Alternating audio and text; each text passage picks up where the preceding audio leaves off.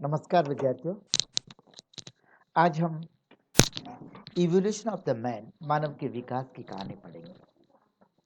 यह अध्याय हमारे बीएससी तृतीय वर्ष के तृतीय पेपर इवोल्यूशन में अंतिम यूनिट में समाहित है। मानव का विकास, मानव के उद्गम का स्थान। आधुनिक मानव का वैज्ञानिक नाम से आप परिचित हैं। इसे होमो सैपियंस सैपियंस कहा जाता है। उद्भव और विकास की कथा भी जीवाश्म के रूप में पृथ्वी की चट्टानों में अंकित है, किंतु यह अभिलेख अपूर्ण है।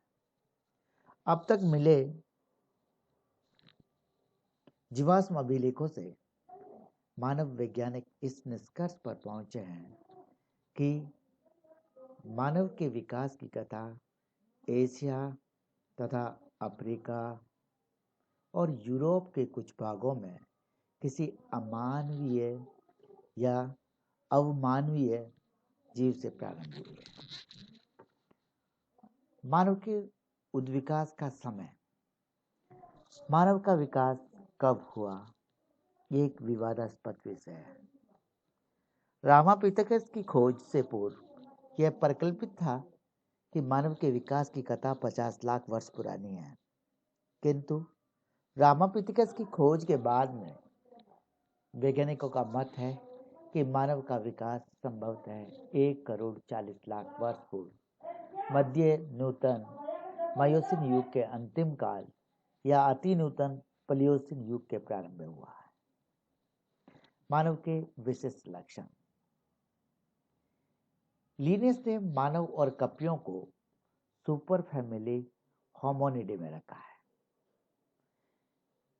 इससे मानव और कपियों के बीच निकट संबंधों का आभास होता है। संभवतः साथ साथ एक ही पूर्वज विभव से ये दोनों जंतु विकसित हुए हैं। आजकल कपियों की 4 जातियां पाई जाती है: गिब्बन, गोरिल्ला, ओरंगुटान और चिंपैंजी। इन कपियों और आधुनिक मानव में अनेक समानता होती है, जैसे नेत्रों का सामने की ओर होना, जबड़ों में एक जोड़ी रदनकों का होना, प्रत्येक भुहों के नीचे का अस्थिल उभार का पाया जाना, दोनों में पूंछ का पूर्णता अभाव। ये ऐसे कैरेक्टर्स हैं जो आधुनिक मानव और कपियों में समान होते हैं।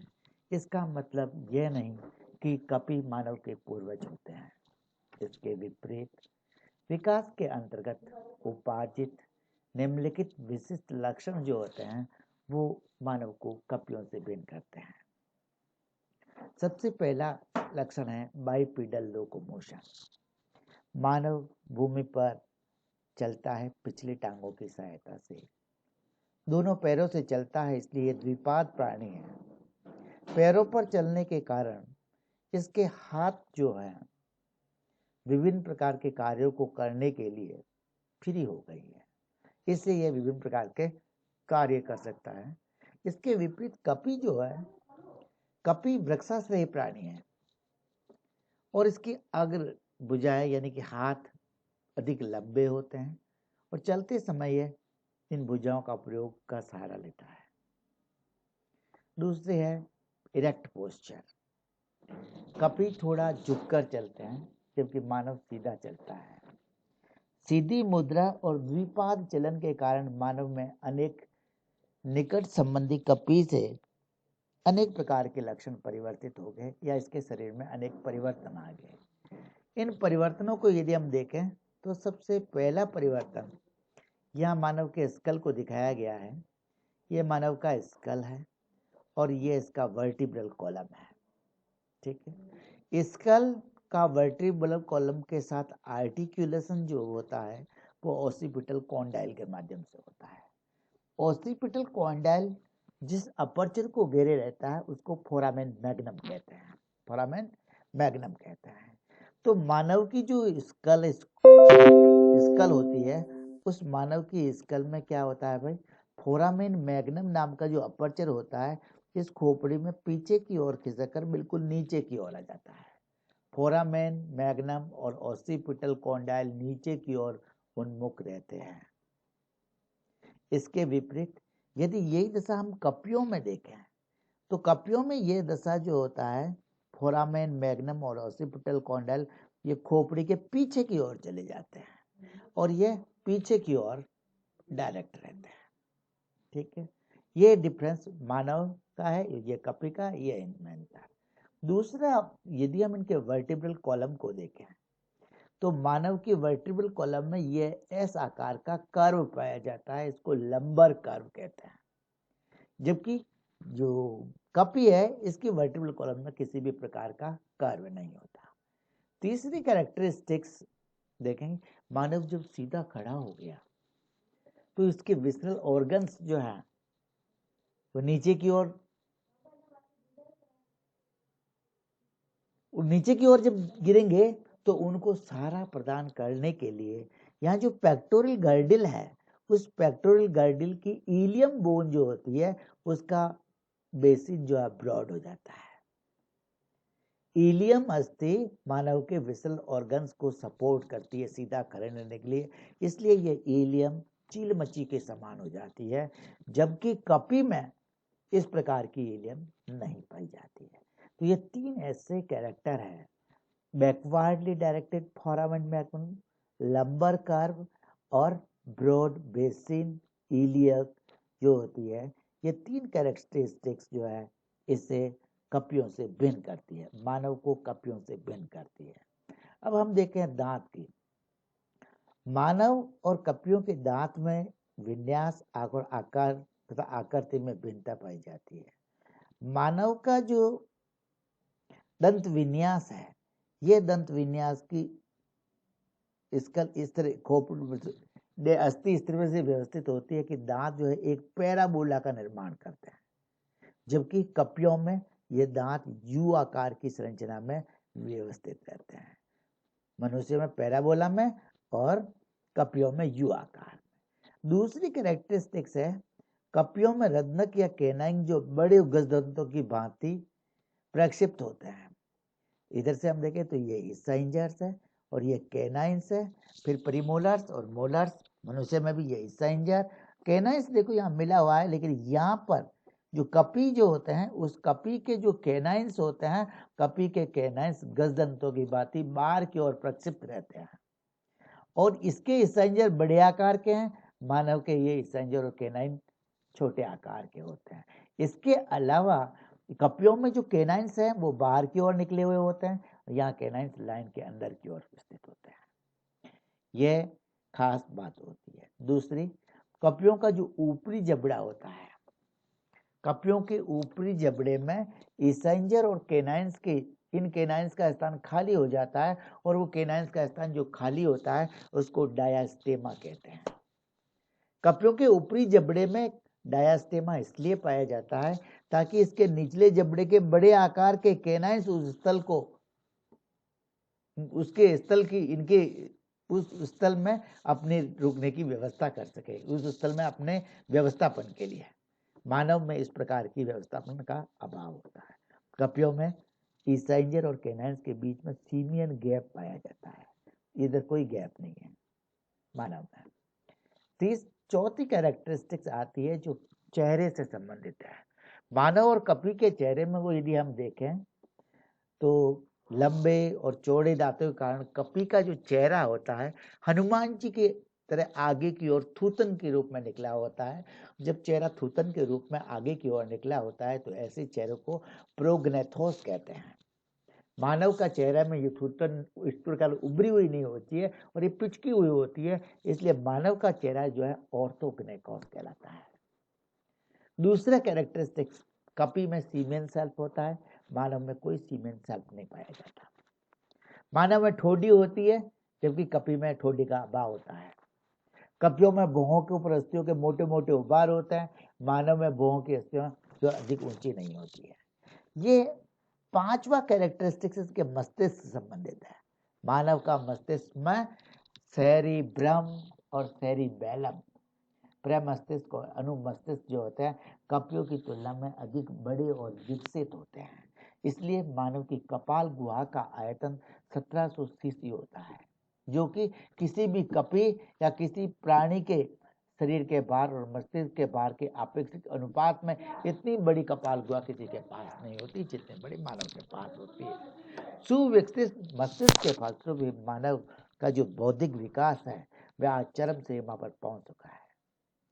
आधुनिक मानव और कपी में उपरोक्त अंतरों के पाए जाने के कारण हम यह निष्कर्ष निकाल सकते हैं कि यह संभवतः एक ही पूर्वज विभव से साथ साथ किंतु अलग अलग दिशाओं में विकसित हुआ है।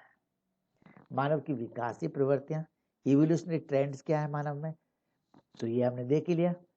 सबसे इवोल्यूशनरी ट्रेंड्स में बाइपेडल लोकोमोशन, द्विपाद चलन गमन, सुग्रहण, अगली भुजाओं का चालने के कार्य से मुक्ति, सीधी और खड़ी मुद्रा, लंबर कर्व का पाया जाना, मस्तिष्क की जटिलता, आकार में वृद्धि, कैनाइन्स और इसेंजर के आकार का क्रमिक ह्रास, भौं और सीमेन सेल के आकार में उत्तरोत्तर ह्रास, पश्चपादों में अंगूठे की सम्मुखता का क्षय, ठोडी का विकास, फ्लूइड की इलेक अस्थियों का प्रतिकरण, ये ऐसे कैरेक्टर्स हैं जो कपियों की तुलना में मानव को अधिक एडवांस या मानव में विकासीय प्रवृत्तियों को प्रदर्शित करते हैं।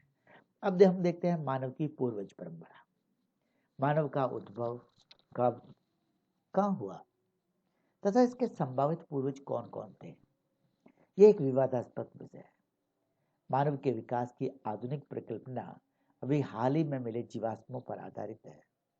इसके अनुसार मानव मध्य नूतन मायोसिन युग से अंतिम काल में रहने वाले कपी के समान किसी पूर्वज से विकसित हुआ है। इसी पूर्वज को मानव और कपी दोनों का मूल पूर्वज एंसेस्ट्रल स्टॉक माना जाता है। इस एंसेस्ट्रल स्टॉक को आज से लगभग 6 करोड़ वर्ष पूर्व या इयोसीन आदि नूतन युग में शुरू के समान आदि पूर्वजों का एक समूह था। शुरू वृक्षों पर रहते थे, कीट पतंगों को खाते थे। इसी पूर्वज विभव या एंसेस्ट्रल स्टॉक से आगे चलकर 3 शाखाओं का विकास हुआ। इन पर से पहली शाखा बनी वृक्षों पर रहने वाले श्रूज की, दूसरी शाखा लेमर्स की और टार्सियर्स की, और तीसरी शाखा बनी मानव और एंथ्रोपॉइड की। तीसरी शाखा जिसमें मानव और एंथ्रोपॉइड आता है, उसके प्रारंभिक विकास काल से फिर 3 प्रकार के जीवों का विकास हुआ। इन 3 दिशाओं वाले जीव जो बने वो बने नए वर्ल्ड के बंदर, न्यू वर्ल्ड मंकी, पुराने विश्व के वानर, ओल्ड वर्ल्ड मंकी, और तीसरे में मानव और कपी का विकास हुआ। मानव और कपी का विकास में सबसे पहला जो नाम आता है वो कहलाता है प्रोपिलियोपिथिकस। आज से लगभग 3-3.5 करोड़ वर्ष पूर्व अल्प नूतन ओलिगोसिन युग में मानव और कपी के आदि पूर्वज अलग अलग रूप से प्रकट हुए। मानव के इन आदि पूर्वजों को प्रोपिलियोपिथिकस कहते हैं। इनके जीवाश्म मिस्र के फायूस प्रांत के निक्षेपों से प्राप्त हुए हैं। इन जीवाश्मों में केवल जबड़े और दांत ही सम्मिलित थे।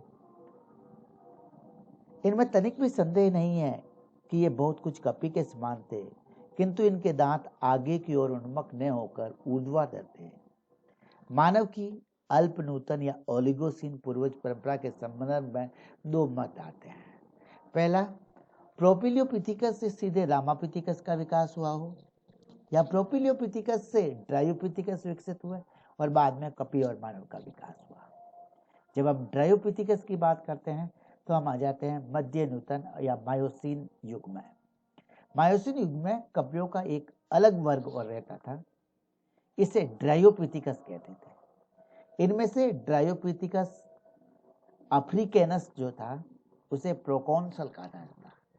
ड्रायोपिथिकस अफ्रीकैनस को प्रोकॉन्सल भी कहते हैं। ये चिंपैंजी से बहुत मिलता जुलता था।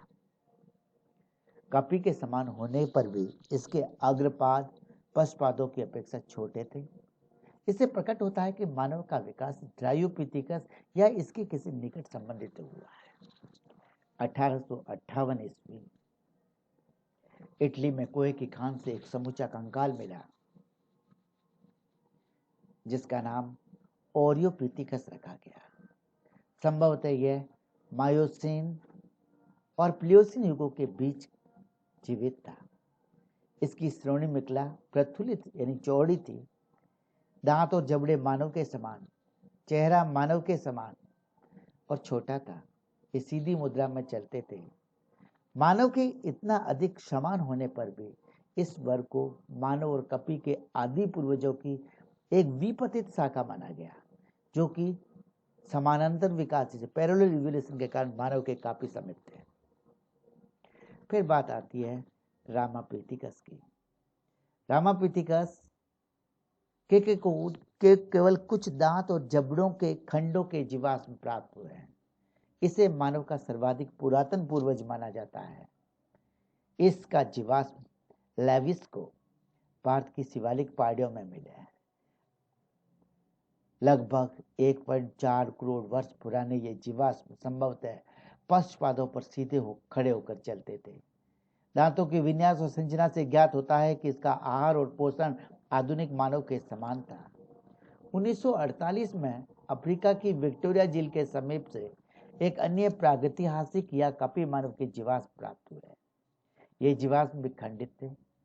इस कपी मानव को केनियापिथिकस कहते हैं। यह बहुत कुछ रामापिथिकस के समान था और उसी काल में पृथ्वी पर रहता था। अतः मध्य नूतन यानी मायोसीन और अति नूतन प्लायोसीन युग के प्रारंभिक काल में मिले जीवाश्मों से यह निष्कर्ष निकाला जा सकता है कि ड्रायोपिथिकस से रामापिथिकस का विकास हुआ, जो कि प्रथम मानवाकार प्राइमेट थे। दुर्भाग्य से अति नूतन प्लायोसीन युग में मानव के पूर्वजों का कोई जीवाश्म प्राप्त नहीं हो सका। इसके बाद के जीवाश्म अत्यंत नूतन प्लेस्टोसीन युग से प्राप्त हुए हैं, जिनसे उसके बाद मानव के विकास के क्रम पर प्रकाश पड़ता है। अति नूतन युग में मानव का विकास। अति नूतन या प्लेस्टोसीन युग में मानव का इतिहास मुख्यतः मस्तिष्क के दीर्घीकरण, दूरदर्शिता में वृद्धि, द्विपादी चलन में पूर्ण निपुणता का इतिहास है। कुछ समय पूर्व तक अत्यंत नूतन युग में मानव के विकास के क्रम में अनेक जातियां एवं वंश सम्मिलित थे। इसका कारण यह है कि प्रत्येक नए जीवाश्म को एक नई जाति की संज्ञा दी गई, किंतु पिछले 15-20 वर्षों में आधुनिक जैव अन्वेषणों के आधार पर अत्यंत नूतन प्लेस्टोसीन युग के जीवाश्मों को 3 समूहों में रखा गया। अत्यंत नूतन प्लेस्टोसीन युग के प्रारंभिक काल के ऑस्ट्रेलोपिथिकस, अत्यंत नूतन युग के मध्य काल के होमो इरेक्टस और अत्यंत नूतन युग के अंतिम युग के होमो सेपियंस कहलाए। यानी कि प्लेस्टोसीन के प्रारंभिक काल का ऑस्ट्रेलोपिथिकस, प्लेस्टोसीन के मध्य काल का होमो इरेक्टस और प्लेस्टोसीन के अंतिम काल का होमो सेपियंस। इसमें सबसे पहले हमारे पास आता है ऑस्ट्रेलोपिथिकस, प्रथम मानव कवि, द फर्स्ट मैन। प्रथम मानव कपी का प्रथम जीवाश्म प्रोफेसर रेमंड डार्ट को सन 1924 में दक्षिण अफ्रीका में एक बच्चे की करोटी के रूप में मिला। उसके बाद दक्षिण अफ्रीका, जावा से प्रथम मानव कपी की अनेक करोटियां, जबड़े, पादास्थियां आदि प्राप्त हुई। अत्यंत नूतन प्लेस्टोसीन युग के प्रारंभिक काल में मिले समान लक्षणों वाले मानव कपियों के जीवाश्मों को अब उपवंश ऑस्ट्रेलोपिथिसीनी के अंतर्गत रखा गया। वास्तव में ऑस्ट्रेलोपिथिकस आदि मानव या मानव कपी के जीवाश्मों में कपी और मानव के लक्षणों का विचित्र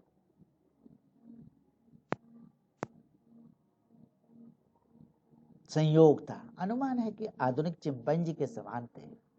इनके विशिष्ट लक्षण इस प्रकार है। ऑस्ट्रेलोपिथिकस छोटे आकार के 4 फुट के थे। ये मानव कपी कहलाते थे। लगभग खड़े होकर सीधी मुद्रा में चलते थे। कसरूक दंड में लंबर कर्व था। श्रोणी में एकला ब्रोडेंड थी, चिलमची के समान। दांत विशिष्ट रूप से मनुष्य के दांतों के समान थे। फोरामेन मैग्नम पीछे की ओर, क्रोटी के पीछे की ओर खिसक गया था। तो ये सारे कैरेक्टरिस्टिक्स की स्कल जो है ये ऑस्ट्रेलोपिथेकस मानव की स्कल है, किंतु इनके जबड़े और दांत आधुनिक मानव के दांतों की अपेक्षा बड़े आकार के दांत थे। चेहरा आगे की ओर निकला हुआ यह प्रोगनेथोस चेहरा था। भौहों के उबार रिज जो है ऊपर की ओर निकले हुए थे। इसका ब्रेन का जो क्रेनियल कैपेसिटी है वो 450 से 600 सीसी था। ये पत्थर के बेढंगे औजार बनाते थे। इनको कपी मस्तिष्क वाले मानव कहा जाता था। मानव तो है लेकिन दिमाग इसका कपी का है, तो कपी मस्तिष्क वाले मानव इनको ऑस्ट्रेलोपिथेकस को कहा जाता था। ऑस्ट्रेलोपिथेसियंस को दो समूहों में वर्गीकृत किया गया। पहला तनु पेशी वाले ने ग्रेसाइल टाइप, ये हल्के फुल्के आदि मानव थे, सर्वभक्षी थे, मुख्य रूप से मांस का सेवन करते थे। ऑस्ट्रेलोपिथेकस अफ्रीकैनस इसका सर्वोत्तम उदाहरण है। दूसरा प्रकार इसका था रोबस्ट टाइप या मांसल। मांसल जो ऑस्ट्रेलोपिथेसियंस थे वो मांसल और पुष्ट शरीर वाले मानव थे। कपोल दांत इनके संतुलित थे। शुरू में इस प्रकार के मानव कपी को पैरांथ्रोपस कहते थे। इसके अतिरिक्त कुछ और वंशों को ऑस्ट्रेलोपिथेसियंस में सम्मिलित कर लिया गया। ये वंश हैं 1959 में पूर्वी अफ्रीका या तंजानिया से मिले जिनजेंथ्रोपस को लिकी ने ऑस्ट्रेलोपिथेकस बोविसाई नाम दिया। पूर्वी अफ्रीका तंजानिया में मिले जिनजेंथ्रोपस को लिकी ने ऑस्ट्रेलोपिथेकस बोविसाई का नाम दिया और जावा से मिला मेगांथ्रोपस भी इसके अंतर्गत सम्मिलित किए जाते हैं। अब हम बात करेंगे अत्यंत नूतन यानी प्लेस्टोसिन युग के मिडिल एज में जो आदमी आया उसको होमो इरेक्टस कहा गया। होमो इरेक्टस काल में पिथिकैंथ्रोपस नामक मानव कपियों ने ऑस्ट्रेलोपिथेसियंस का स्थान ले लिया। ऑस्ट्रेलोपिथेसियंस विलुप्त हो गए और नई जो स्पीसीज आई वह पिथिकैंथ्रोपस। इनके जीवाश्म सर्वप्रथम ड्यूबोस ने 1891 में जावा में मिले। इनके जीवाश्म डुबोइस ने 1891 में जावा में खोजे और इनका नाम पिथिकैंथ्रोपस इरेक्टस के नाम से वर्णन किया गया। इसी प्रकार के जीवाश्म चीन की पेकिंग चीन की एक गुफा से भी प्राप्त हुआ। चीन से प्राप्त हुए इन जीवाश्मों को सिनेंथ्रोपस पैकिंसेस नाम दिया गया। इन सभी के जीवाश्म 15 लाख से 5 लाख वर्ष पुराने हैं। मायर ने 1950 में सभी मानव कपियों को होमो इरेक्टस के अंतर्गत वर्गीकृत किया। जावा मानव पिथिकैंथ्रोपस इरेक्टस, पेकिंग मानव सिनेंथ्रोपस पैकिनेंसिस और होमो इरेक्टस इसके मुख्य उदाहरण हैं। पहले हम देखते हैं जावा मानव जिसे कहते हैं पिथिकैंथ्रोपस इरेक्टस। इसका आधुनिक नाम होमो इरेक्टस है। ये प्रागैतिहासिक काल या आदि मानव कवि के जीवाश्म सर्वप्रथम ड्यूबोइस ने 1891 में पूर्वी जावा में सोलो नदी के समीप मिले थे। ये प्लेस्टोसिन युग में 5 लाख वर्ष पूर्व तक जीवित थे। ये दूर दूर तक फैले हुए थे क्योंकि इनके जीवाश्म जावा के अतिरिक्त चाइना, अफ्रीका से भी प्राप्त हुआ है। जावा मानव 5 फीट से अधिक लंबे थे। मानव की भांति खड़े होकर चलते थे। इनका भार 70 किलोग्राम था। माथा छोटा और तिरछा, चेहरा प्रोगनेथस प्रकार का, ऊपरी जबड़े भारी और बाहर की ओर उभरे हुए तथा दांत बड़े थे। ठोड़ी अनुपस्थित थी। नेत्रों के ऊपर भौहों के अस्थिल उद्वेग उपस्थित थे। कपाल गुहा का आयतन बढ़कर 900 सीसी था। अपने पूर्वजों से अधिक बुद्धिमान थे। पत्थर के औजार बनाना जानते थे। अग्नि का उपयोग करते थे। और संभवतः ऐसा माना जाता है यही वे मानव थे जिन्होंने भाषा का विकास भी कर लिया था। दूसरा आता है पैकिंग मानव। पैकिंग मानव को कहते हैं पिथिकैंथ्रोपस पैकिनेंसिस। पिथिकैंथ्रोपस पैकिनेंसिस, इसको आधुनिक नाम होमो इरेक्टस पैकिनेंसिस है। होमो इरेक्टस पैकिनेंसिस के जीवाश्म सर्वप्रथम डेविडसन ब्लैक ने 1920 से 24 में चीन के पैकिंग के पास की गुफाओं में खोजे थे। संभवतः 5 लाख वर्ष पूर्व तक ये जीवित रहे और इसकी कपाल गुहा का आयतन बढ़कर 1075 सीसी हो गया था। ये जावा मानव की अपेक्षा अधिक बुद्धिमान थे, औजार बनाते थे, शिकार मारने में औजारों का प्रयोग करते थे। जीवाश्मों के पास से कोयले और राख के ढेर प्राप्त होने से प्रतीत होता है कि ये अग्नि जलाते थे और उसका उपयोग करते थे। संभवतः अग्नि का प्रयोग प्रकाश करने या ठंड से बचने के लिए करते थे। अग्नि के कारण अब उन्होंने अंधेरी गुफाओं में रहना प्रारंभ कर दिया था। जाइगेंटोपिथिकस द मेगाथ्रोपस को भी जावा और पैकिंग मानव का विकास संबंधी समझा जाना था। अब अत्यंत नूतन काल के अंतिम काल में आ जाते हैं। प्लेस्टोसीन के अंतिम काल में जो आदमी आया उसे होमो सेपियंस कहा। ये प्रारंभिक होमो सेपियंस जो है होमो इरेक्टस का स्थान इसने ले लिया। होमो इरेक्टस से ये अधिक बुद्धिमान हो गया। प्रारंभिक या आदि होमो सेपियंस के जीवाश्म यूरोप, एशिया और अफ्रीका से प्राप्त हुए हैं। इनमें थोड़ा थोड़ा अंतर होने के कारण ये हिडेलबर्ग मानव, निएंडरथल मानव, शोलो मानव तथा रोडेशियन मानव कहलाए, किंतु अत्यधिक समानता के कारण अब इन सभी को होमो सैपियंस के अंतर्गत रखा गया है। आधुनिकतम विकास क्रम में होमो की विभिन्न प्रजातियां विकसित हुई, किंतु होमो सेपियंस के अतिरिक्त अन्य सभी प्रजातियां जो है विलुप्त हो गई। इनमें हम बात करते हैं सबसे पहले हिडेलबर्ग मानव के।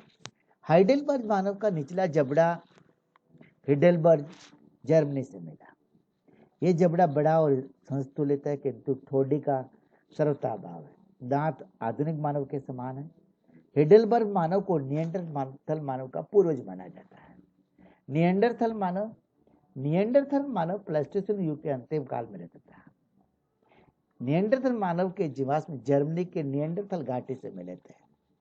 कुछ वर्ष पूर्व तक निएंडरथल लेंजिस कहलाता था, किंतु आधुनिक धारणा में इसे होमो सेपियंस निएंडरथैलेसिस कहा गया।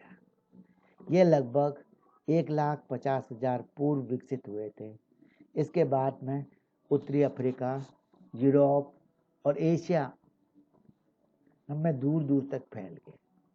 लगभग 25,000 वर्ष पूर्व ये पूर्णतः विलुप्त हो गया। इनका शरीर सुगठित था। उरु की अस्थियां बाहर की ओर मुड़ी थी। करोटी की अस्थियां संतुलित थी। माथा नीचा और तिरछा था। भुहों के उद्वेग अधिक उन्नत थे।